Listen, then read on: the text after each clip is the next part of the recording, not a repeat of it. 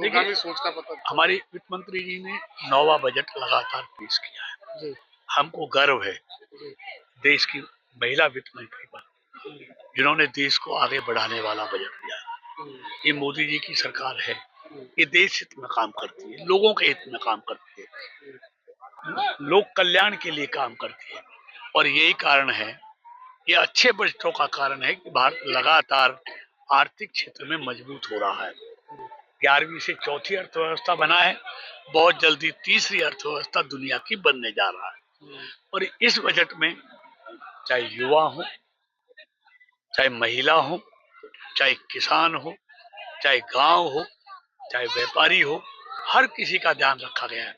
यानी कि ये बजट 2047 के विकसित भारत के लिए बजट है, देश को आगे बढ़ाने वाला बजट है, देश को आर्थिक तौर पे मजबूत करने वाला बजट है। और ये बजट विकसित भारत में बहुत बड़ा सहयोग करने वाला है। आप बजट की अच्छी बात कह रहे हैं, परंतु विपक्ष का जो है अब से प्रतिक्रिया आनी शुरू हो गई है कि बजट में गरीब लोगों का ध्यान नहीं दिया, कई चीजों पर ध्यान नहीं दिया गया है। मोदी जी ने पहले दिन से आज तक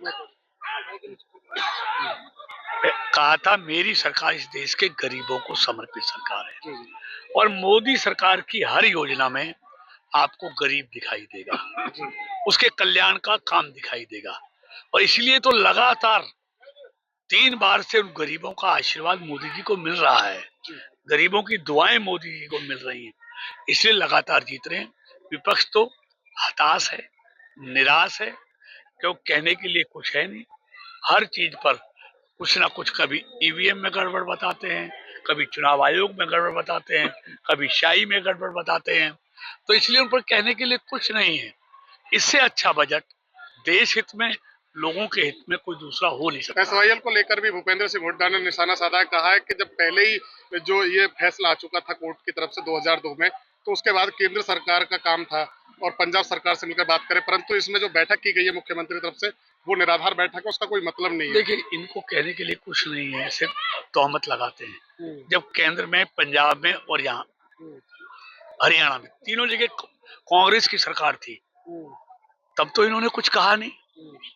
अभी तीनों जगह तो एक दल की सरकार नहीं है, वहां पार्टी की सरकार है।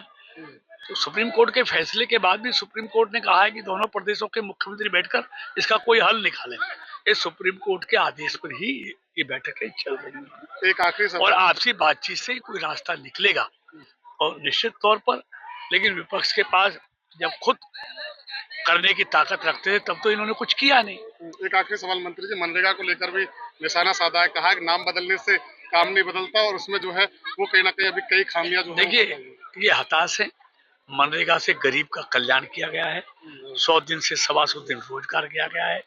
भ्रष्टाचार पर रोक लगेगी, नकली जॉब कार्ड नहीं बनेंगे, गांव को अधिकार होगा, गांव के लिए कौन सा काम महत्वपूर्ण है, ग्राम सभा तय करेंगी, और बायोमेट्रिक हाजिरी होगी, नकली जॉब कार्ड नहीं बनेंगे, नकली पेमेंट नहीं होंगी, इसलिए घोटाले नहीं होंगे, इसका दर्द है। लेकिन रोजगार बढ़ेगा। 2 महीने खेती का काम भी मजदूर करेंगे, तब कोई नया काम शुरू नहीं होगा। इसलिए 100 की जगह 185 दिन गरीब लोगों को काम मिलेगा। 125 दिन, 60 दिन वो किसान वाले भी, तो 185 दिन लोगों को काम मिलेगा। 15 दिन की जगह 7 दिन में पेमेंट होगी, तो अच्छा काम होगा और गरीब का कल्याण होने वाला है। हमसे जुड़े रहने के लिए हमारे YouTube चैनल को सब्सक्राइब करें और नई वीडियो की नोटिफिकेशन के लिए बेल आइकॉन को दबाएं।